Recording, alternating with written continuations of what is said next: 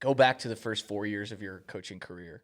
Yeah. Borger to Taylor to Canyon to Yep. Hutto. Yep. Right? Mm-hmm. 4 schools, 4 years.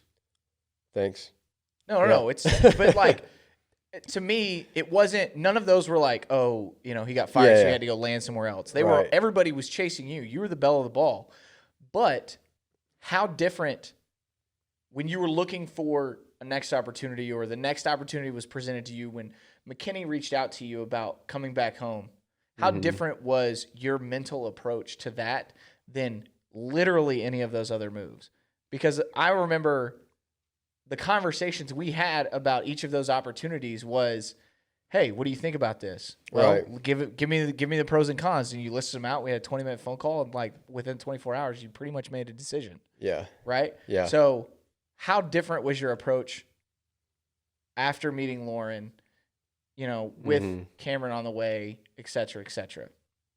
Yeah, I think I'd say it's a complete 180, like 100%.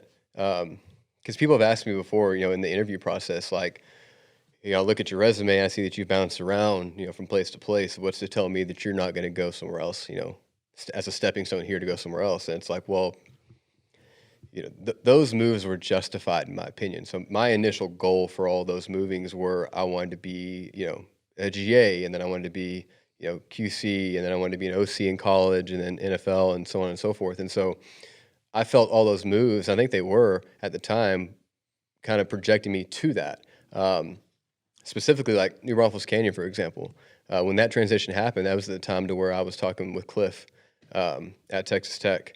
And hindsight, I'm glad it didn't work out, because 6 months later, there was a transition there. Yeah. But anyway, that was kind of my whole deal. And then whenever Coach Dilfer called me and asked me to, go to Lipscomb Academy, the whole thing was, well, I'm going to launch you here, to college. You'll be a coordinator or QB coach at P5 level, whatever it may be.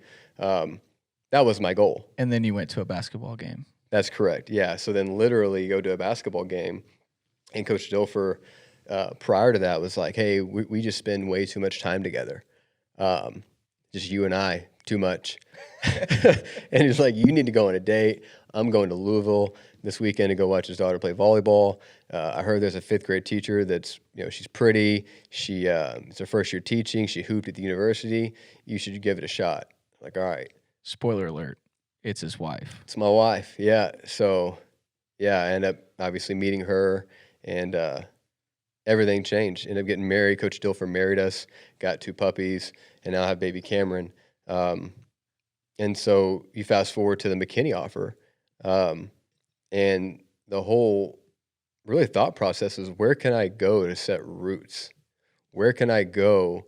And I know it's rare, but like, where can I go to be an offensive coordinator for 20 to 30 years, just crushing it, doing my best?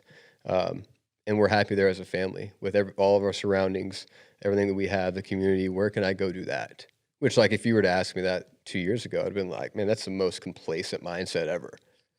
And I was so naive. So we're both so dumb. Yeah, I'm like, I thought I had it figured out, and it's now it's total opposite, and that's the goal now. So yeah, complete 180.